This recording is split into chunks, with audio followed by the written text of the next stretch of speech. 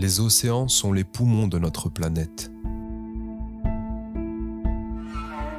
Ils se voient menacés par la pollution plastique, l'affaiblissement des récifs coralliens, la surpêche illégale décimant des populations entières de poissons, menaçant l'équilibre des écosystèmes sous-marins. La traque inhumaine exercée à l'égard des baleines, des requins, des dauphins et des tortues. Tous ces joyaux que la création nous a octroyés et que nous bafouons la plupart du temps en détournant le regard. Paul Watson se lève depuis plusieurs décennies, au péril de sa propre vie, afin de mettre un terme à ce massacre.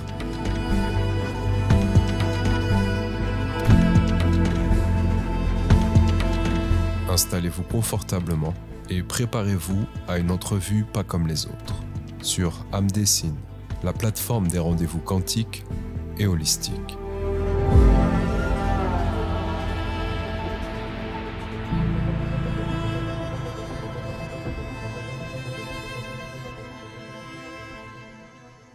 Il est le président de Sea Shepherd, une organisation célèbre pour son engagement sans compromis dans la protection de la vie marine. Il est accompagné de la porte-parole française de l'ONG, Lamia Essem Lali, une femme inspirante se battant non seulement sous les flots, mais aussi sur le terrain politique et médiatique. Depuis plusieurs décennies, ils mènent un combat acharné pour défendre les écosystèmes marins, que ce soit contre les filets dérivants, les pratiques destructrices de la pêche industrielle, sans compter le braconnage. Une véritable barbarie à l'égard des espèces protégées et en voie d'extinction telles que les baleines. Il était, il y a peu de temps, dans une cellule au Groenland, en attente d'extradition au Japon, et c'est pour notre plus grand bonheur que nous pouvons désormais l'interviewer en toute liberté suite à une relaxe inattendue et salvatrice. Il dévoile un parcours captivant, empreint de passion, de courage et d'espoir pour l'avenir de notre belle planète et de son écosystème. Paul Watson, bonjour et merci pour ta présence parmi nous. Bonjour. Elle est passée du statut de distributrice de chamallows à militante invétérée avec un couteau entre les dents. Elle a laissé le pavillon noir des pirates. C'est un sujet qui lui tient tout bonnement à cœur. Tamara Bierman, bonjour. Salut Rudy, bonjour Paul, bonjour Lamia. C'est vraiment un honneur de vous recevoir. Et comme tu le disais, Rudy, en intro, alors tu disais contre toute attente. Si c'était très attendu quand même, cette libération. Donc on est vraiment ravis de pouvoir vous recevoir tous les deux et à ciel ouvert. Et encore merci Lamia d'être là pour nous répondre en tant que porte-parole française, représentante sur le territoire francophone. Et également, tu vas pouvoir nous aider à traduire, parce que comme on disait en off, notre accent est assez médiocre, passable, si je puis dire. Et aussi, tu vas pouvoir donner ton point de vue sur l'actualité, sur tout ce qui s'est passé et sur vos objectifs, notamment pour nous, en France, comment on va pouvoir s'orienter éventuellement si on veut vous aider, si on veut vous accompagner au sein de cette association. On sait que vous passez énormément sur les médias dominants, que votre discours n'est pas forcément bien reçu parfois. On va essayer d'avoir un autre point de vue, une autre grille de lecture sur notre petite antenne alternative. Merci beaucoup. Alors, dans un premier temps, Paul, comment as-tu vécu ton incarcération ? On a une question d'Assina Madani qui disait « Est-ce que tu es en colère ? Comprends-tu la réaction de ceux qui ont décidé de t'enfermer ?» Paul, what do you think about the 5 months that you spent in jail? Are you angry or do you understand why it happened? Well, every situation presents an opportunity, and that was an opportunity for us to focus international attention on Japan's continued illegal whaling operation. Donc, il dit que chaque situation représente une opportunité, et ce qui s'est passé, ça a été l'opportunité de braquer les projecteurs et l'attention sur les actions illégales du Japon. Et quelles auraient été les conditions d'incarcération au Japon s'il avait été extradé sur place ? What would have been your detention conditions if you had been extradited to Japan? The Japanese judicial system is very medieval. That's why they have a 99% conviction rate. En fait, le système carcéral au Japon est moyenâgeux. C'est d'ailleurs pour ça qu'ils ont un taux de plus de 99% de condamnation. Because you don't appear before a judge until you confess, and they'll interrogate you every day for months until you do confess. Parce que en fait, vous n'êtes pas présenté devant un juge tant que vous n'avez pas confessé, enfin que vous n'avez pas plaidé coupable, et il vous interroge non-stop pendant des jours dans des conditions contraires aux droits de l'homme jusqu'à ce que vous plaidiez coupable. It was a false accusation, but if it had been happened in Denmark, it would have been a small fine, but Japan wanted to give me 15 years in prison for it. En fait, ce dont j'étais accusée était complètement faux, mais quand bien même j'aurais été coupable de ce qu'on me reprochait, au Danemark, j'aurais écopé d'une simple amende. Or, le Japon voulait m'incarcérer pendant 15 ans. Because my real crime was exposing Japan's illegal activities and embarrassing the whaling industry in the country, and they want their revenge. Parce qu'en fait, mon véritable crime, c'est surtout d'avoir embarrassé le Japon, d'avoir fait connaître au monde leurs actions. Et donc, ils étaient dans une logique de vengeance vis-à-vis de moi. Penses-tu que le Japon cherche à faire de toi un exemple pour dissuader d'autres militants? So Japan is trying to make an example out of you in order to dissuade any other activists to do the same thing? Yes, they are continuing their illegal whaling operations, and they want to send a message to everybody who would think about intervening against them that they're going to severely be punished. Oui, effectivement, ils continuent leurs actions illégales de chasse baleinière et ils veulent envoyer un message très clair à tous ceux qui seraient tentés d'intervenir. Et toi, Lamia, comment l'as-tu vécu cette incarcération? Moi, je l'ai vécu étrangement un peu plus difficilement que Paul, parce que Paul étant quelqu'un de très stoïque, il savait que lui, étant en prison, ne pouvait pas faire grand-chose. Donc, en fait, c'était plutôt à nous, étant à l'extérieur, de s'activer pour sa libération. Donc, il a fallu monter une équipe juridique, coordonner des avocats français, danois. Il a fallu monter toute une opération médiatique, rallier le soutien de l'opinion publique. Et donc, ça a été extrêmement intense pour nous. Et pour moi, ça a été 5 mois chargés en intensité, un poids une responsabilité assez énorme. Ça a été une expérience, quoi. Donc après, étrangement, c'est plutôt Paul qui me rassurait que l'inverse, parce que quand j'allais le voir en prison, je voyais que lui ne se laissait pas abattre, et donc ça, c'est important. Mais ça a été aussi, il y a eu beaucoup de belles choses, parce qu'on a senti le soutien de l'opinion publique et le soutien de la France particulièrement, qui a changé la donne dans cette affaire. Oui, j'allais te demander, parce que toi, en tant que présidente de Sea Shepherd France, sur la scène internationale, c'est quand même justement toi qui as tout mobilisé. L'antenne Sea Shepherd France, qu'en est-il des autres antennes au niveau international? Est-ce que tu as été soutenue aussi? Non, au niveau du mouvement Sea Shepherd, on a été très isolés. Il y a que Sea Shepherd France et Sea Shepherd Brésil qui se sont mobilisés pour Paul, mais en fait, il n'y a pas de hasard. Ce sont les deux antennes qui sont restées loyales envers Paul suite au tsunami qu'il y a eu dans le mouvement en 2022, avec l'éviction illégale de Paul, suivie de la mienne, puisque je me suis ralliée à lui.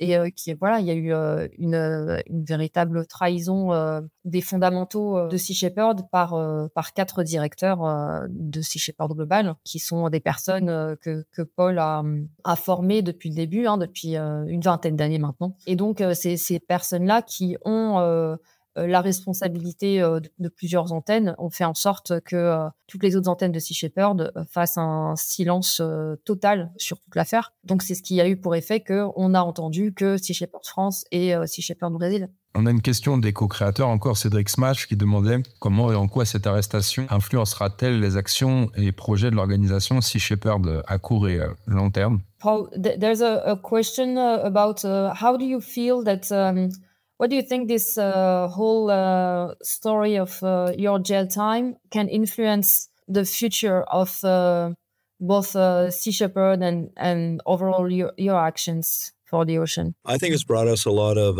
international support from many people, and also the support for the first time really of government departments who are looking at this and saying, yeah, Japan's breaking laws and we need to oppose them. And so they're supporting our opposition. Je pense que ça nous a apporté énormément d'attention au niveau international.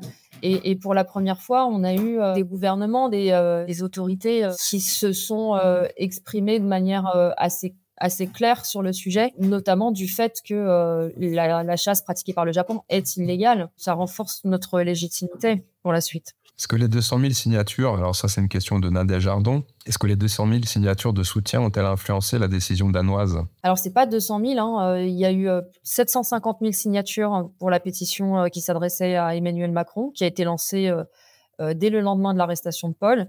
Et ensuite, il y a eu une autre pétition qui, elle, a récolté plus de 250 000 signatures qui s'adressait à la première ministre du Danemark. Et effectivement, ça a joué, mais ça fait partie d'un tout, toute la communication qu'il y a pu y avoir sur les réseaux sociaux, dans les médias mainstream, la mobilisation des artistes, toutes les manifestations. En France, il y a eu plus de 80 manifestations qui ont été organisées en 5 mois.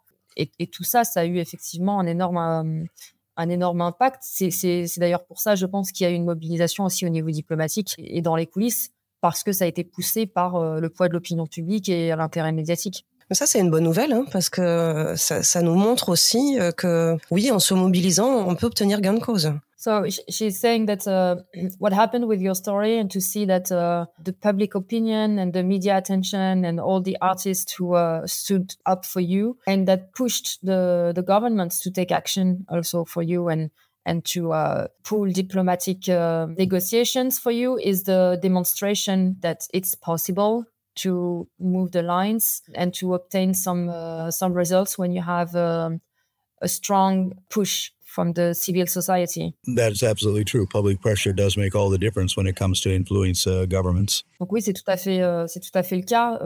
La pression de l'opinion publique, elle fait toute la différence pour pousser les gouvernements à agir. Au niveau de la traque des baleines, on va aller sur cet axe maintenant. Pourquoi les baleines restent-elles une cible si importante malgré les interdictions internationales? Regarding whaling, why do you think whales are still being targeted today despite the global moratorium on whaling? Because Japan is an outlaw whaling nation, and they're killing whales illegally in complete defiance of the International Court of Justice and the International Whaling Commission. Parce que en fait, le Japon est un pays qui agit dans l'illégalité, qui a des actions criminelles, qui viole impunément le moratoire sur la chasse commerciale et qui peut le faire finalement sans avoir à en subir les conséquences. C'est une vraie question que je me pose. Est-ce qu'il n'y a pas aussi quelque chose de plus symbolique, voire de plus spirituel derrière l'emblème de la baleine? C'est pas que cet animal, il y a aussi peut-être tout ce qu'il représente sur des sphères un petit peu plus hautes. Est-ce que ça, vous en avez conscience? Pour ce qui est du Japon, il y a une dimension bassement matérielle parce que là, on est face à une industrie qui se maintient artificiellement avec des subventions publiques. Il y a moins de 2% des Japonais qui mangent de la viande de baleine. Par contre, il y a une poignée de personnes qui font partie d'anciens gouvernements japonais qui ont des postes extrêmement privilégiés avec de très hauts salaires qui ne peuvent garder ces avantages que si l'industrie baleinière continue à exister. Alors, je vais reformuler un petit peu, c'était peut-être pas très clair, mais est-ce que la baleine est aussi un symbole en termes de spiritualité? On l'a beaucoup associé aussi avec la notion de rêve, d'espoir, de possible par rapport à l'enfance. C'est un petit peu là-dessus que je te posais cette question. Well, do you think that whales symbolizes something particular when it comes to spirituality, hope and dreams, childhood, that there is something specific about the species? Well, to me, whales represent our very survival because of the diminishment in phytoplankton populations in the ocean, which whales are responsible for cultivating. So we've had a 40% diminishment since 1950 because of the diminishment of whales, dolphins, and other species in the ocean. Bon, il fait une réponse très biologique. Donc, je vais lui reformuler la question après, mais je traduis quand même ce qu'il a dit. Je te remercie. Donc, il dit, en fait, notre survie dépend clairement des baleines, puisque ce sont les maraîchères de l'océan et que c'est grâce à elles qu'il y a du phytoplancton. Et justement, on observe une diminution de 40% du phytoplancton ces 50 dernières années parce que les baleines ont été exterminées. But Paul, the question is more on the spiritual aspect of things. I mean, we're not talking about the function in the ecosystem. We're talking about what whales represent in a more spiritual level. There are sayings that say that whales are the memory of the world. That's they are sacred in a way, like the magic that you can feel when you encounter whales. I mean, they are specific animals. There is something really special about them.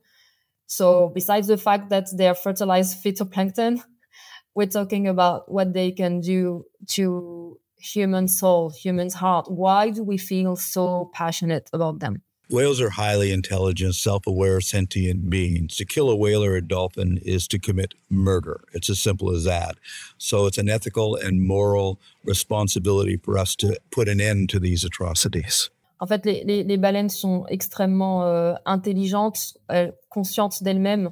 Elles ont une connexion très particulière, et c'est le cas aussi des dauphins d'ailleurs. Et considère que tuer des baleines ou des dauphins équivaut à commettre un meurtre. Comment justifies-tu l'utilisation de tactiques parfois jugées radicales pour contrer la chasse à la baleine? How do you justify using methods that can be considered as radical, sometimes to stop whaling? We've never done anything radical or extreme or militant or violent in our entire history. Aggressive nonviolence is simply nonviolence, and it's perfectly justified. Dans toute notre histoire, on n'a jamais rien fait que je considère comme radical ou extrême. Nous, ce qu'on fait, c'est de l'agressivité non violente. On n'a jamais blessé personne. Et donc, voilà. Moi, je considère que ce qu'on fait, c'est le minimum vital, en fait. We're not radicals, we're conservatives. There's nothing more conservative than conserving life and conserving the laws of ecology. The radicals are destroying the whales. They're cutting down the rainforest. They're just fishing out the ocean. Those are the radicals. En fait, nous, on n'est pas des radicaux. On ne fait rien de radical. En fait, on est plutôt très conservateurs, finalement, puisque on essaye de préserver ce qui existe. Les radicaux, dans le mauvais sens du terme radical en tout cas, ce sont ceux qui détruisent l'océan, qui détruisent les forêts, qui détruisent la vie. Vous avez fait des opérations coup de poing. S'il y en a une qui vous reste en mémoire, ce serait laquelle? You've done some actions that step out of the box that are very particular, very special.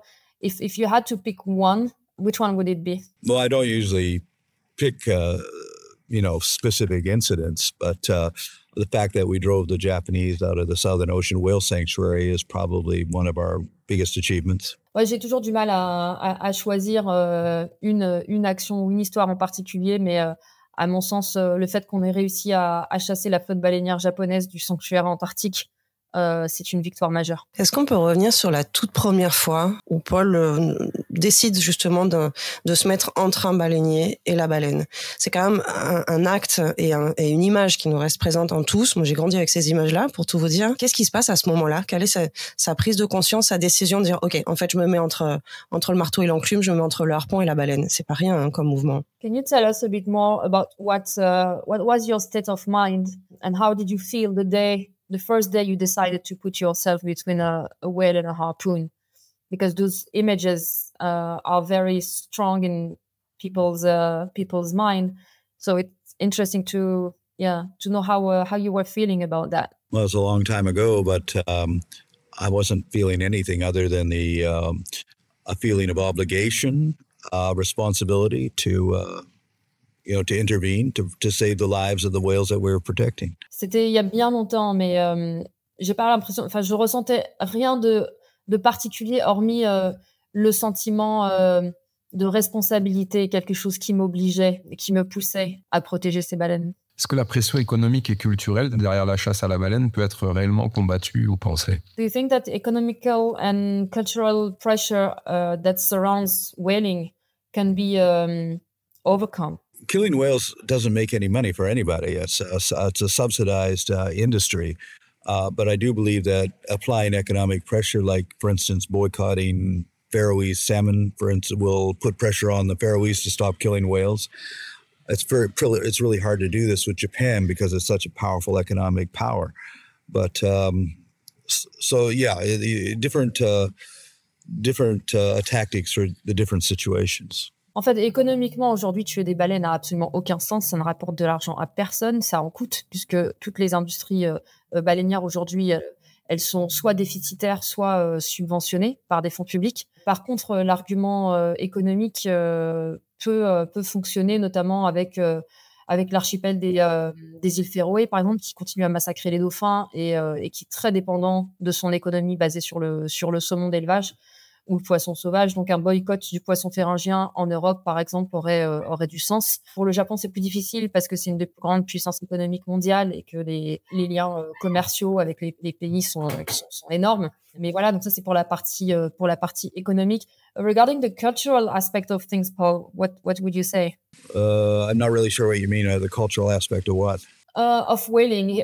His question was, can we overcome the arguments of culture, of tradition? There's no traditional or cultural justification for the killing of any living thing. Absolutely none.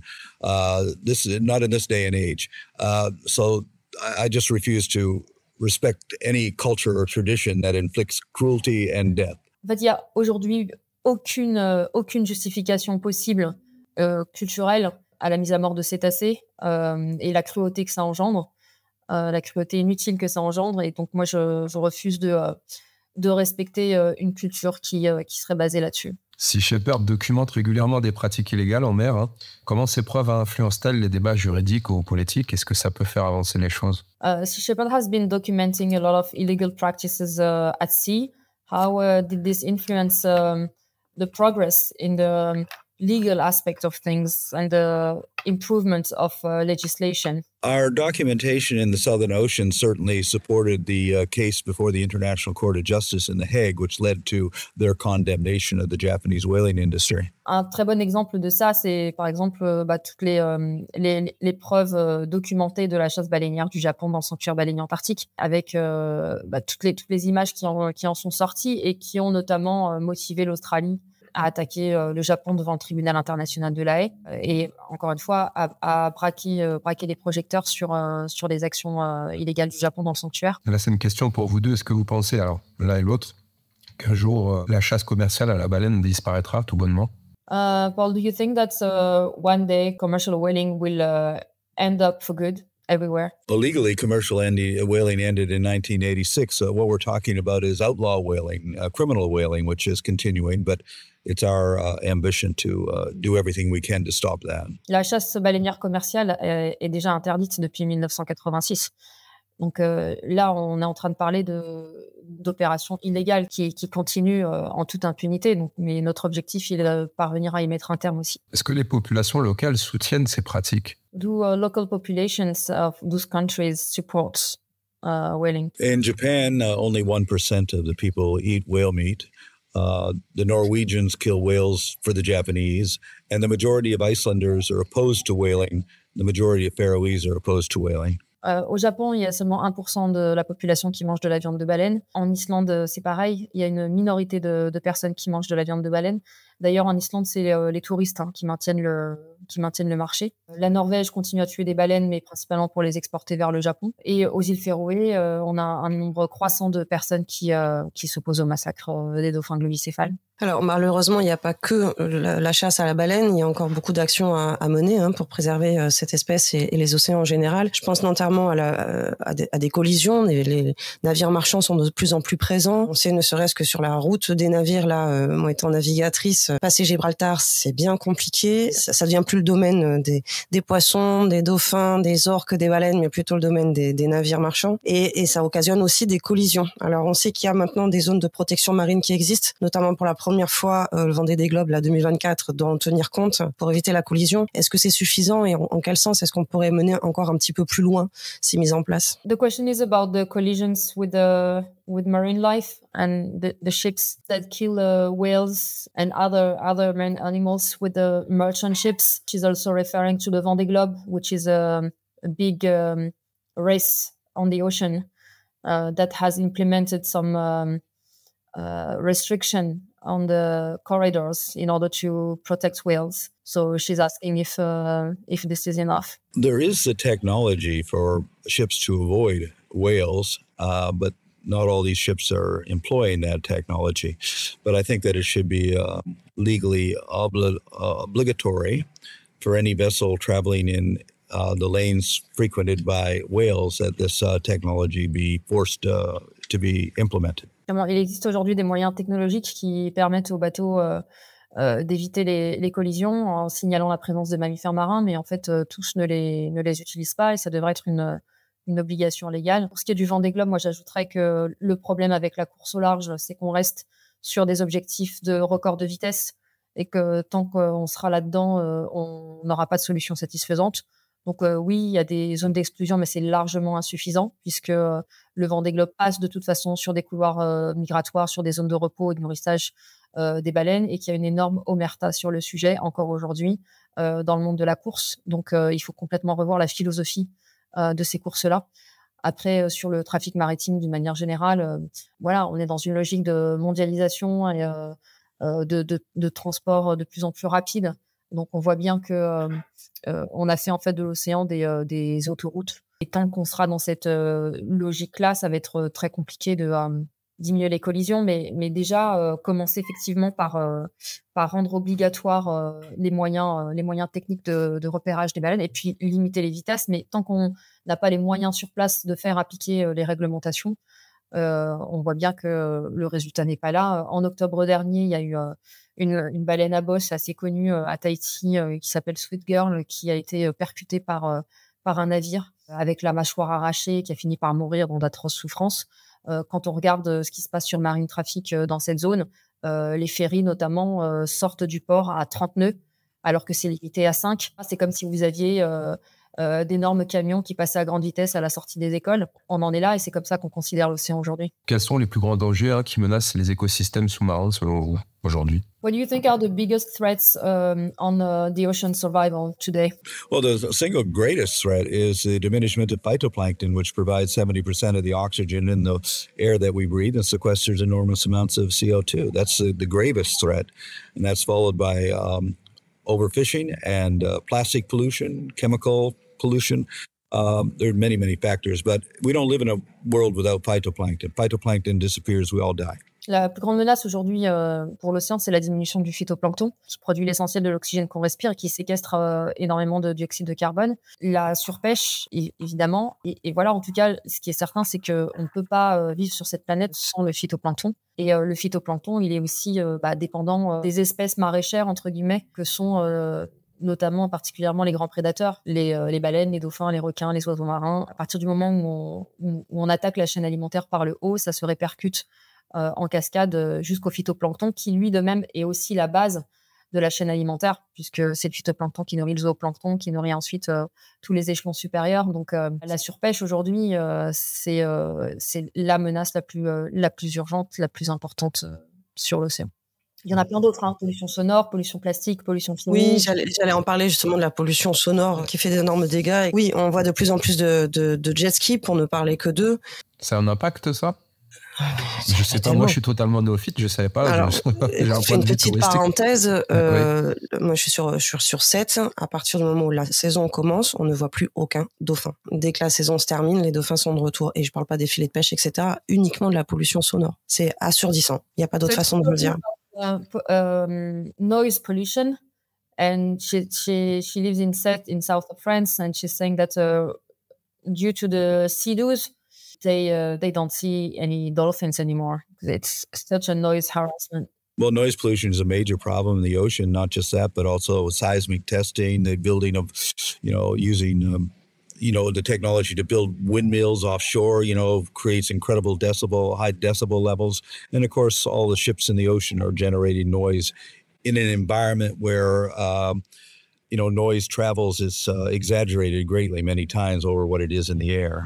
Alors, la pollution sonore, effectivement, est très problématique. Il y a effectivement pas que les jet skis, il y a aussi tous les tests sismiques qui peuvent être faits, et notamment les travaux de prospection pour les éoliennes en mer, le trafic maritime qui est colossal et qui produit énormément de bruit dans un milieu, donc le milieu marin, où le son se propage jusqu'à 5 fois plus vite que dans le milieu aérien, avec en plus des espèces marines qui sont particulièrement sensibles au bruit. Donc ça crée aussi en effet de chaîne un petit peu plus d'échouage, on les a vus, malheureusement ces images-là. Quelles mesures est-ce qu'on peut espérer mettre en place pour inverser la tendance là par rapport à cette pollution sonore?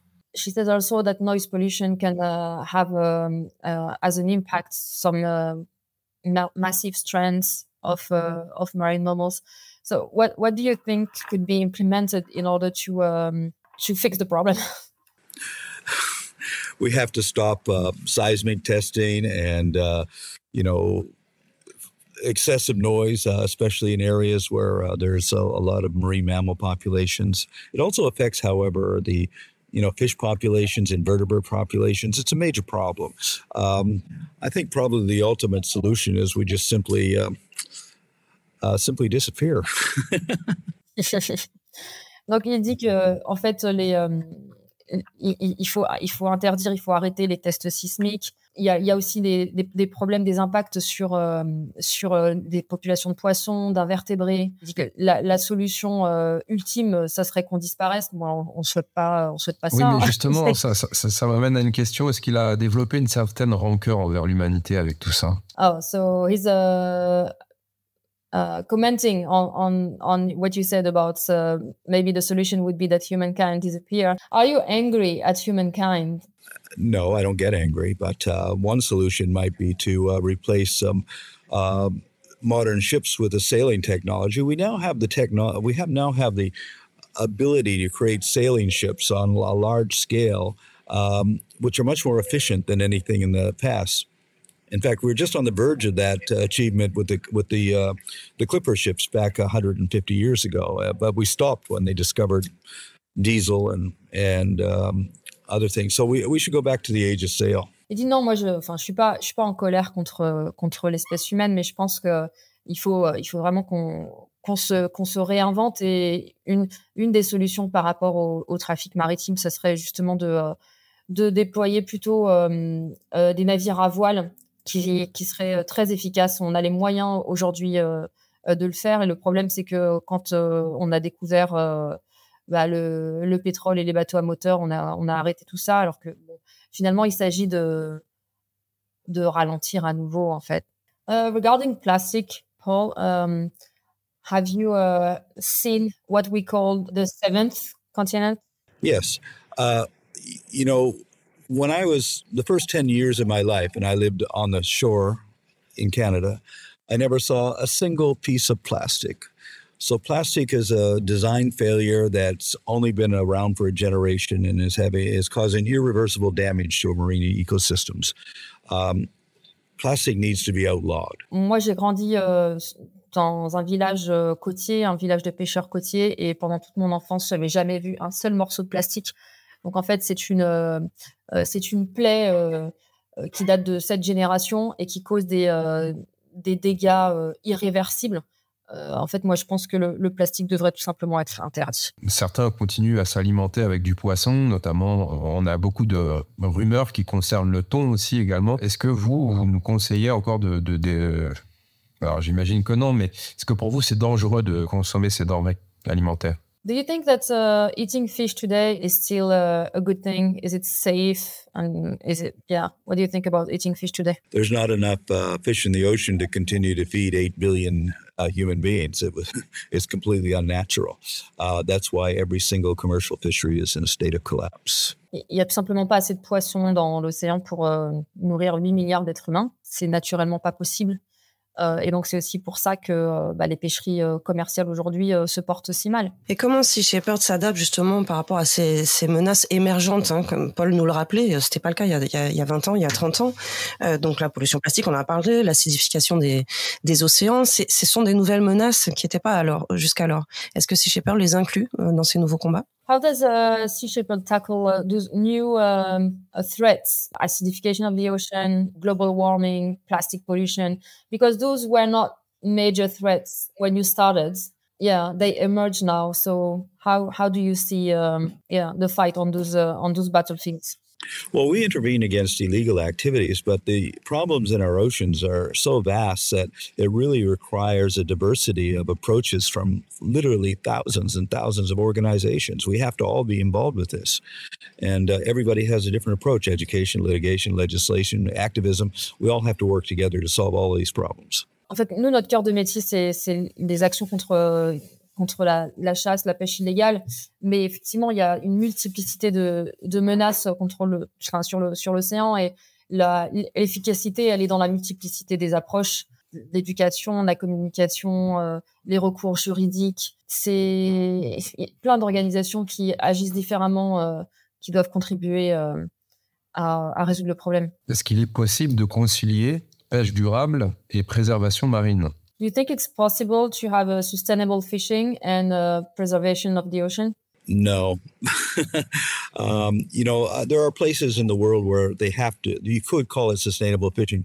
If you go out with a canoe off the coast of the Philippines or off of Africa and you catch some fish for your family, that is sustainable fishing.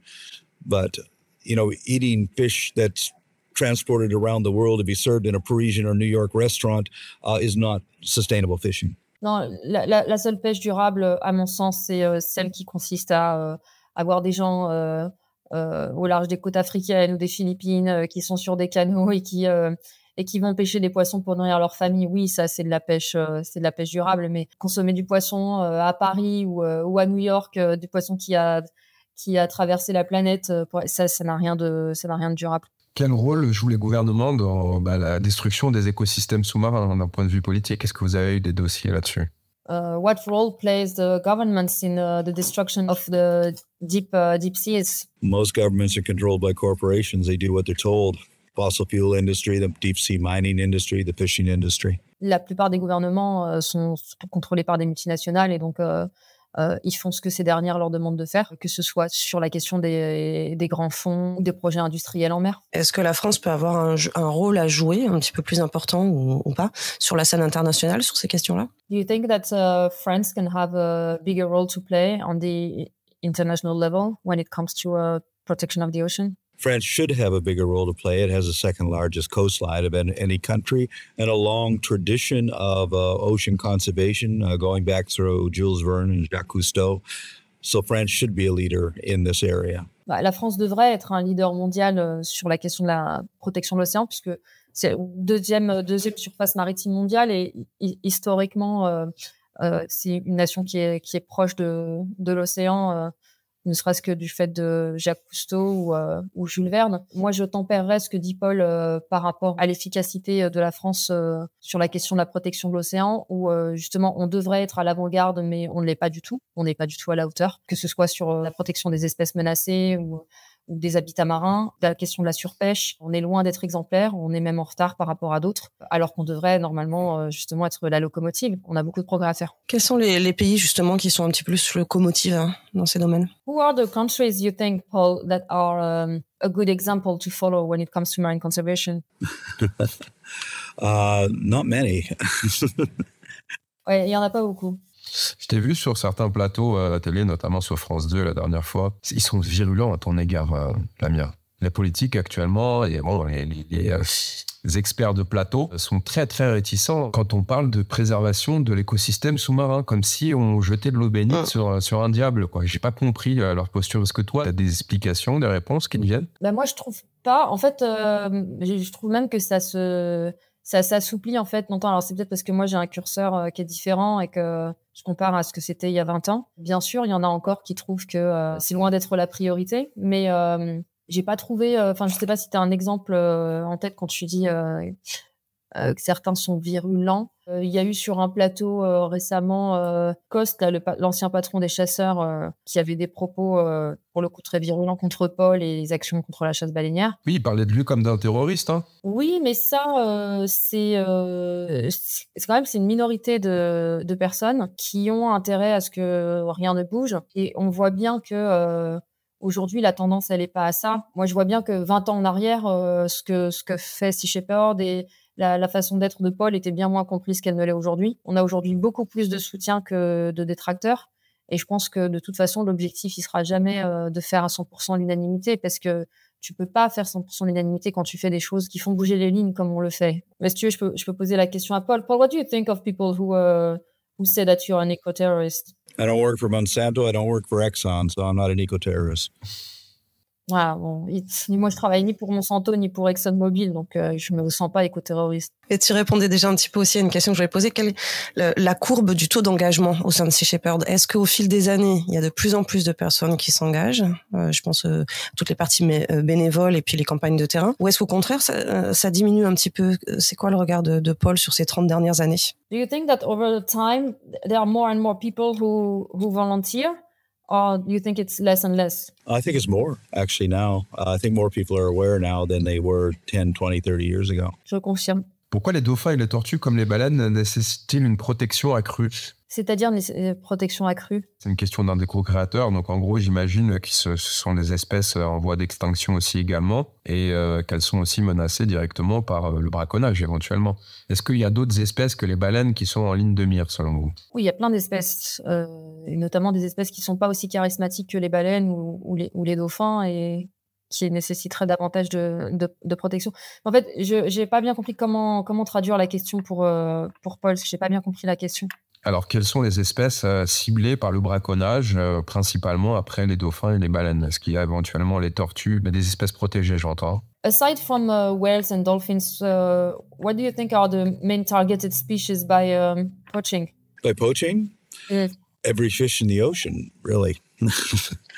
There illegal fishing is taking place on pretty much every species of fish there is. La pêche illégale cible quasiment toutes les espèces marines.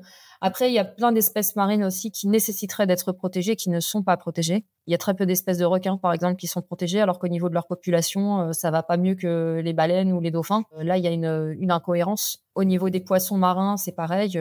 Il y a aucune protection, alors que les populations sont en péril. Après, sur la question des dauphins, des baleines et des tortues, on est sur des espèces qui sont très charismatiques et donc qui peuvent permettre de focaliser un peu plus l'attention du grand public, qui servent en quelque sorte de lien aussi. Nous, on utilise par exemple beaucoup la problématique qui touche malheureusement les dauphins, les captures de dauphins dans le golfe de Gascogne, pour sensibiliser l'opinion aussi sur le sort de toutes les espèces de poissons qui partagent ce même habitat marin avec les dauphins et pour lesquels il est très difficile de sensibiliser. Mais c'est aussi pour ça qu'on part du principe que si on n'arrive même pas à épargner des baleines et des dauphins, on n'épargnera rien d'autre dans l'océan. Ah ouais, ça va être compliqué oui. On a beaucoup d'empathie pour les espèces qui sont charismatiques, effectivement. Il y a beaucoup d'espèces qui sont relayées au second plan et qui sont peut-être un peu moins. Yeah, we're saying, Paul, that species like whales, dolphins, turtles are charismatic species, and it's easier to touch people's heart and mind with them.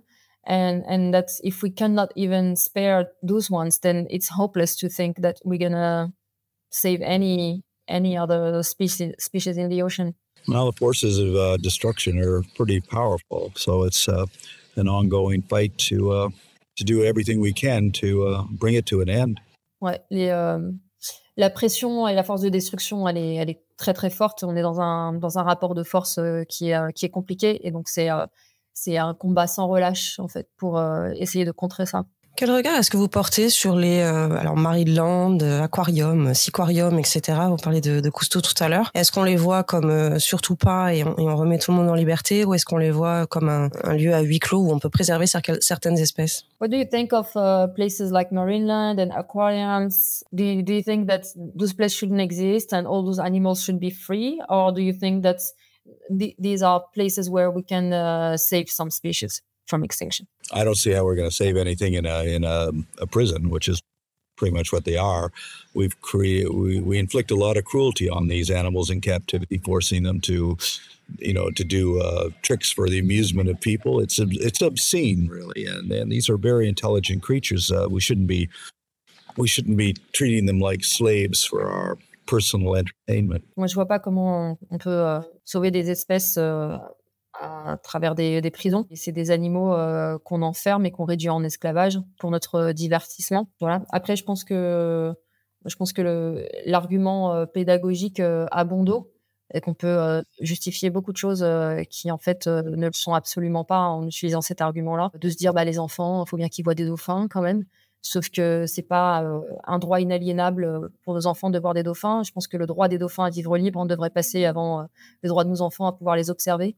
Et puis surtout, je pense que philosophiquement parlant, c'est quand même très problématique de dire aux enfants que quand on aime, on peut enfermer et avoir à disposition. On achète un ticket et puis on va voir des dauphins qui sont dans un bassin et qui y restent et qui passent le reste de leur vie. Pour que nous, on puisse apprendre, entre guillemets, sachant qu'en fait, on n'apprend rien de réel. Ça induit aussi, je pense, une relation et un lien à l'autre qui est très problématique. Et l'amour, c'est pas ça. Je pense que ce sera encore plus important de le garder en tête, parce que c'est effectivement sous cet alibi-là qu'on prépare là un petit peu des fermes écologiques, des aquariums écologiques, sous couvert de préserver et de conserver certaines espèces. Et je vous rejoins complètement là-dessus. C'est pas la bonne façon de fonctionner. Arrêtons plutôt de détruire ce qui est déjà présent, plutôt que d'essayer de conserver en espace réduit. Merci.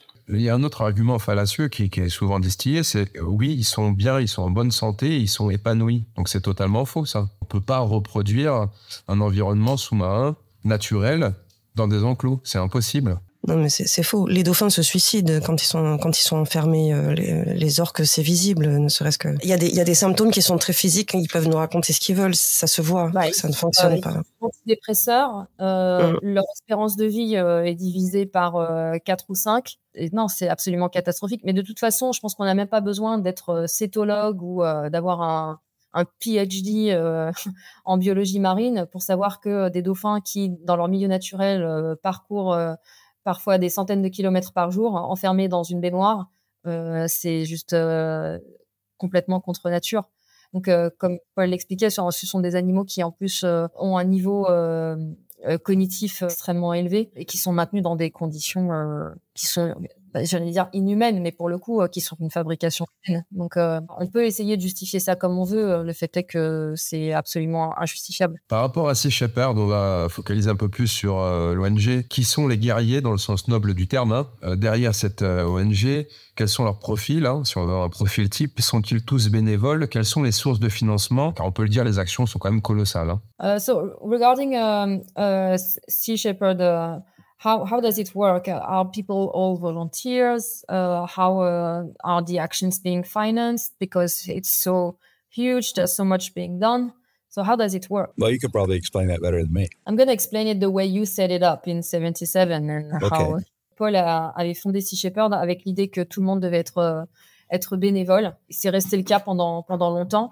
Aujourd'hui, il y a quand même des personnes qui sont rémunérées parce que il s'est rendu compte aussi, par exemple, que qu'il n'avait pas les moyens d'avoir des chefs mécanos bénévoles, pour la simple et bonne raison que en fait le travail n'était pas forcément bien fait et que réparer des moteurs qui ont été foutus en l'air par un mécano bénévole, ça coûte beaucoup plus cher que de payer un mécano à la base. Et puis après, il y a aussi la réalité des choses, c'est-à-dire que quand on est une petite organisation de quartier, on peut très bien fonctionner avec des gens qui sont bénévoles, c'est-à-dire à moins d'être rentiers, qui donnent le temps qui leur reste une fois qu'ils ont fait le travail, qu'ils payent leurs factures.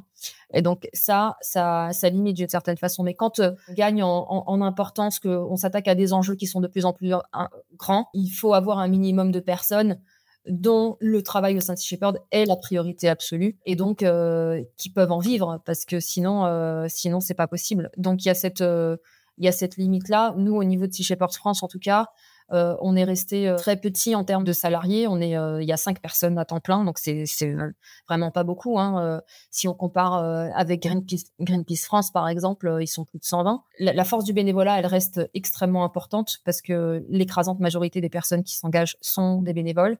Les postes clés comme les capitaines, des chargés de campagne, des chefs mécanos, c'est des postes rémunérés, mais très souvent rémunérés bien moins que ce que pourrait gagner cette personne dans le monde de l'entreprise ou de la marine marchande, ou parce qu'il y a autre chose qui le moteur, il est ailleurs, il est pas financier. On est rétribué au centuple par ce qu'on fait, parce qu'aujourd'hui, à mon sens, le luxe absolu, c'est de faire quelque chose qui nous passionne, en fait. Et quand ça permet en plus d'en vivre de manière décente, l'objectif, il est pas de devenir riche. Et donc, je pense qu'on gagne au change, en fait, sur des revenus qui sont moins importants que ce qu'on pourrait avoir ailleurs à compétences et à expérience égale, mais la chance incroyable de faire quelque chose pour lequel on est hyper content de se lever le matin et que limite on aurait fait gratuitement si on n'avait pas des factures à payer.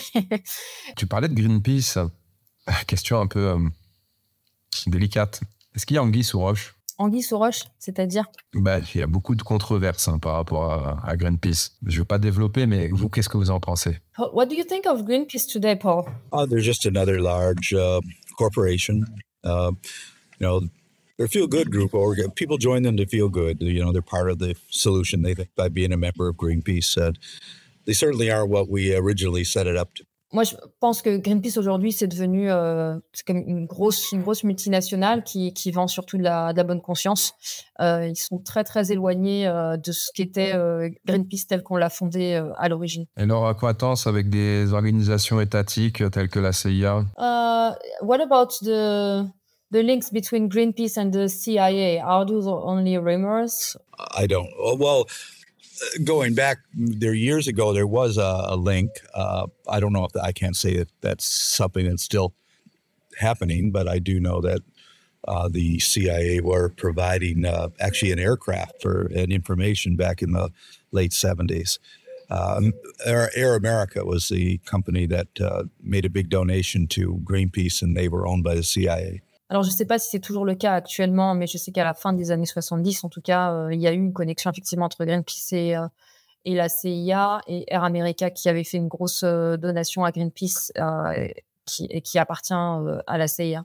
Sea Shepherd en France, en tout cas aussi à l'international, a une histoire impressionnante. Qu'est-ce qui vous rend le plus fier? Qu'est-ce qui te rend toi le plus fier, Paul, à ce jour? Sea Shepherd in France and maybe also and internationally has an impressive record, impressive story. What makes you the most proud, Paul, about it? Well, I set it up to be a movement, and what I'm most proud of is that loyalty to that movement is still happening in France and the UK and Brazil. But, the rest of the Sea Shepherd group has been hijacked by people who wanted to push it into the mainstream and work in partnership with companies like Austral Fisheries and Allianz Insurance and others. So they sold out.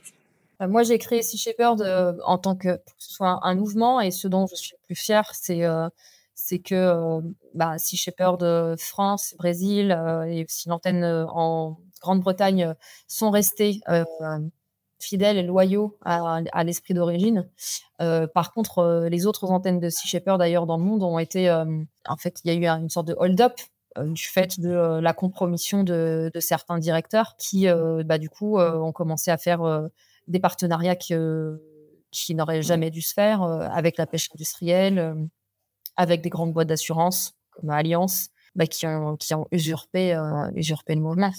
Vous avez aucune emprise là-dessus? Vous pouvez pas faire machine arrière? Ils ont déposé le nom et le logo dans leur pays respectifs. Donc, pour nous, c'est un peu compliqué. D'ailleurs, ils ont attaqué Sea Shepherd France, Paul et moi, pour essayer de nous interdire le nom et le logo. Alors, ils ont perdu. Paul et moi, on a fait quand même un recours à Amsterdam parce qu'on a été évincés de manière illégale du conseil d'administration de Sea Shepherd Global. Donc, tout ça, c'est en cours. On essaye de récupérer la main sur le mouvement, mais c'est pas facile. Du coup, vous êtes dépossédé de certains moyens financiers, j'imagine, logistiques, humains? Énormément, hein. So, he's saying, they took away from us enormous amounts of funds and ships and human resources. Yes. Oui, effectivement, ils ont mis la main sur tout ça. Ouais. Est-ce qu'il ne serait pas judicieux de mobiliser peut-être les Français qui nous écoutent déjà, dans un premier temps, par rapport à ça? On a essayé, en fait, on l'a fait. En France, c'est sans doute le pays où on a le plus communiqué sur le sujet. Du coup, c'est vrai que la base de soutien de Sea Shepherd France, elle est très au fait de ce qui s'est passé. Mais il y a encore beaucoup de gens qui ne savent pas, en fait. Et d'ailleurs, quand Paul a été arrêté, il y a des gens qui ont fait des dons et qui ont acheté du merchandising à Sea Shepherd Global, Sea Shepherd Allemagne. Et c'est difficile, en fait, de faire savoir, sachant qu'en plus, ce n'est pas évident parce que quand les gens regardent de l'extérieur, ils se disent voilà, ils sont en train de se mettre sur la gueule, ils sont pas capables de s'en prendre. Guerre intestine, c'est toujours guerre intestine. Il y a beaucoup de gens qui n'ont pas compris en fait ce qui était en train de se passer et que nous sommes en fait un mouvement de résistance qui essaye de sauver l'âme de ce mouvement et qu'il s'agit pas tant d'une guerre intestine, il s'agit d'une tentative de hold-up du mouvement avec une partie de ce mouvement qui résiste et qui essaye de le sauver.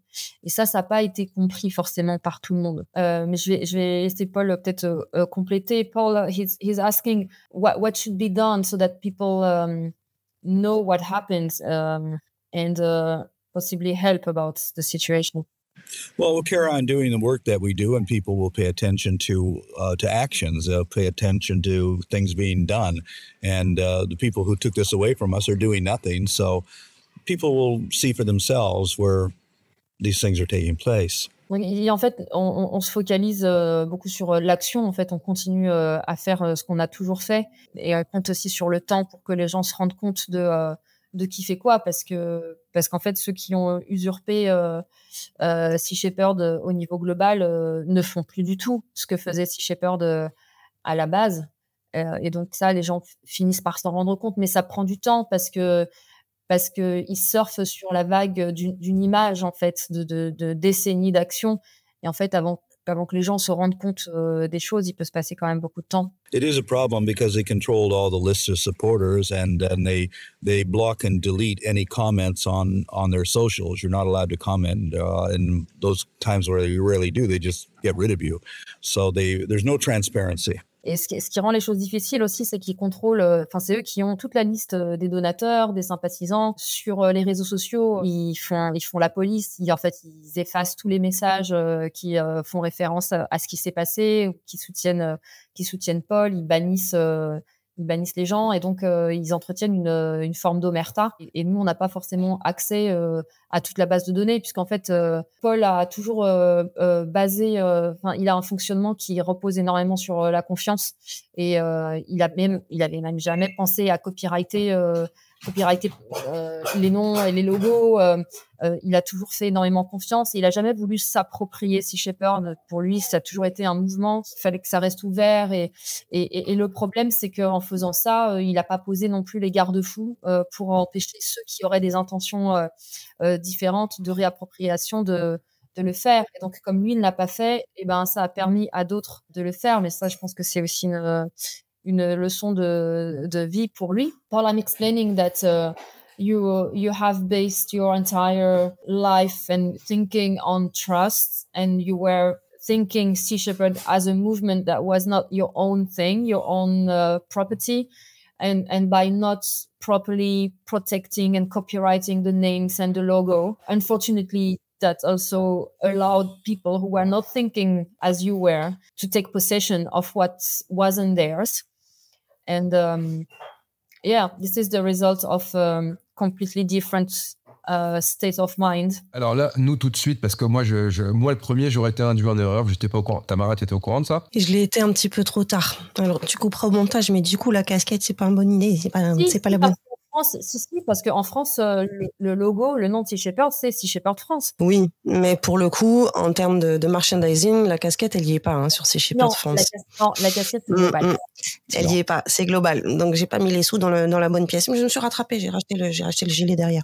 Mais oui, j'étais au courant de cette scission en interne. Ce qu'on est en train de vous expliquer, les amis, c'est de ne plus aller voir ces personnes qui ont été inféodées de l'intérieur par les multinationales. Donc, en gros, c'est un putsch, un coup d'État, effectivement. Ouais.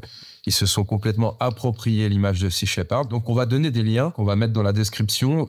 J'espère que vous allez déployer encore plus de... Vous avez des sites internet, j'imagine, qui sont propres maintenant. Oui, on a le site internet de Sea Shepherd France et puis le site de Sea Shepherd Shop. Donc, c'est la boutique de Sea Shepherd France qui permet du coup de financer les campagnes de Sea Shepherd France et pas Sea Shepherd Global, qui en plus a utilisé l'argent des dons pour nous attaquer en justice, qui continue à le faire. Donc, évitez d'acheter des produits ou de faire des dons. Assurez-vous d'être bien sur Sea Shepherd France quand vous cherchez. Et puis, il y a eu beaucoup de dérives là juste avant Noël aussi, avec tous ces événements-là. On peut trouver beaucoup de produits dérivés grimés Sea Shepherd qui ne raviennent pas du tout à la boutique Sea Shepherd France. Donc, faites bien attention d'être sur la bonne adresse quand vous faites vos achats et votre coup de pouce par ces actes-là à Sea Shepherd. Assurez-vous d'être au bon endroit. On va vous mettre les liens en dessous de la vidéo, bien sûr.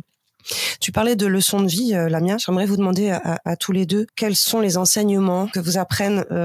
Alors, la vie au contact des humains, on en a découvert un petit peu quelques-uns malheureux. Mais est-ce qu'il y a des enseignements peut-être spirituels, personnels, sur votre vie passée en mer et dans la lutte contre les océans? Qu'est-ce que ça vous apprend dans cette incarnation? Paul, what would you say are the most important teachings, lessons you got by being at sea and encountering marine life? Spiritually speaking, what are the life lessons you got from marine life? I don't really speak spiritually, but I've certainly seen the diminishment of our marine ecosystems through climate change. I've seen the diminishment of species, the diminishment of interdependence between species, and human interventions becoming increasingly more destructive. Bien, il dit que il a été témoin de la diminution, l'effondrement de la vie dans l'océan, avec l'affaiblissement aussi de cette interdépendance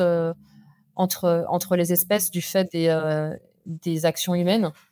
Il dit qu'il parle pas très spiritualité, mais en fait c'est vrai et pas vrai, parce que l'histoire assez connue qui a été un moment fondateur pour lui de sa connexion avec le cachalot qui l'a épargné, c'est hautement spirituel. Mais bon, moi j'ai des discussions assez intéressantes avec Paul sur la question de la spiritualité, de la vie après la mort, etc. Parce que il est ambivalent, parce qu'à la fois je trouve qu'il dit des choses qui sont hautement spirituelles et en même temps parfois il a un discours très cartésien et très matérialiste qui colle pas du tout. Est-ce que c'est pas pour se protéger justement des railleries médiatiques éventuellement que ça pourrait Non, je pense pas parce qu'en occasionner? fait, non, vraiment pas parce que on se connaît depuis 20 ans et on a des discussions dans l'intimité où on se parle à cœur ouvert de tout ça. C'est juste que je sais pas, il y a quelque chose de Est-ce que c'est pas signe d'authenticité, justement?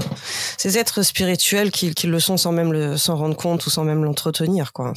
Oui, je pense qu'il y a un côté comme ça. Et puis en même temps, moi, c'est vrai que c'est vraiment un sujet sur lequel j'échange pas mal avec lui sur la question de justement de l'incarnation et de ce qui se passe après la mort de l'enveloppe physique.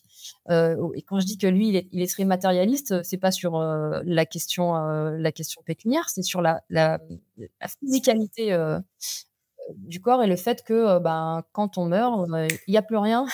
Et donc, mais c'est un sujet que j'adore aborder avec lui parce qu'on se challenge aussi là-dessus. Et en même temps, encore une fois, il a parfois des fulgurances spirituelles que je trouve géniales. Et toi, Lamia, à cette question, qu'est-ce que la vie en mer t'apprend ou t'a appris? Moi, j'ai grandi, en fait, je me suis sentie grandir en me sentant toute petite en mer, face à la puissance de l'océan, face à la majesté et le côté sauvage et libre, justement, des espèces marines. C'est pour ça que j'étais au Marineland, justement, parce qu'on faisait une campagne sur la captivité. J'ai trouvé extrêmement triste dans ces animaux maintenus captifs qui étaient finalement que l'ombre d'eux-mêmes. Il n'y a pas de rencontre, tout est factice, faux, triste. Et ce qui m'a énormément inspirée, ouais, c'est effectivement de les voir libres. Et j'en suis à me dire que je préférerais ne jamais les voir que de les voir en captivité. Donc ça rejoint un peu ce qu'on disait tout à l'heure. Je trouve qu'il y a énormément d'enseignements à tirer de la vie sauvage, donc qu'elle soit marine ou terrestre, hein, d'ailleurs. Hein. Et je pense qu'on en a absolument besoin, nous, en tant qu'être humain. Et je pense que c'est aussi parce qu'on détruit le monde sauvage qu'on va si mal.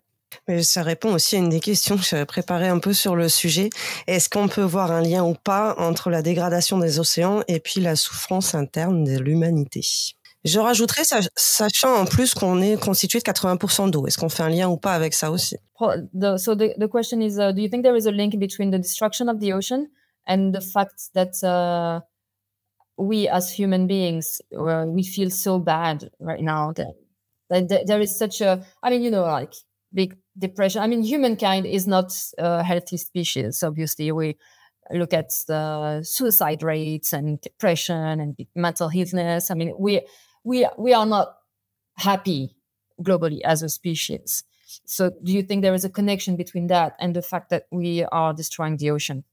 Well, we live in a world out of balance. We're completely alienated from the natural world. And that comes from our anthropocentric point of view. Everything is about us. It's, everything is created for us. We're the only species that matters.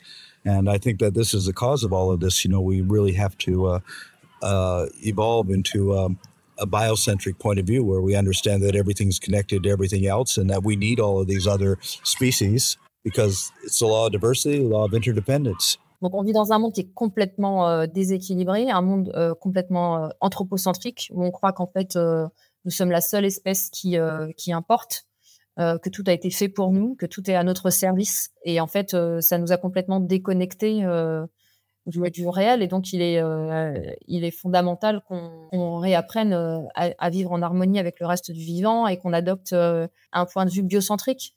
C'est-à-dire que c'est la vie qui est au centre de tout, c'est pas l'humain. On va arriver à la dernière question, the very last question.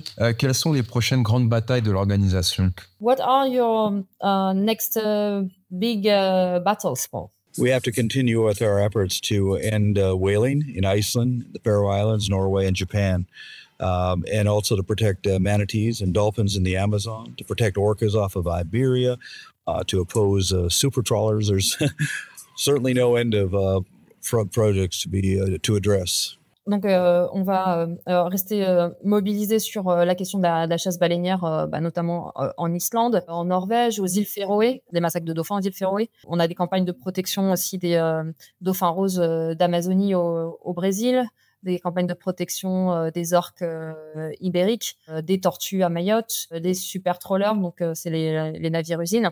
Voilà, et ça c'est quelques-unes des grosses campagnes de 2025. Merci beaucoup. On vous rappelle que tous les liens sont disponibles dans la description. On va les mettre aussi et les épingler sur le premier commentaire sur YouTube, sur les plateformes de podcast. Venez sur le site internet Âme Dessine et vous trouverez également les sources directement pour soutenir cette association, cette ONG, si je puis dire, la bonne partie de l'ONG, pas le global, on le rappelle, le francophone.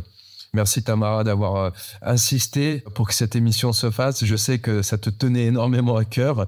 On a eu plusieurs tentatives qui ont échoué parce qu'il y a eu cette histoire d'incarcération et que on a dû faire comme on pouvait.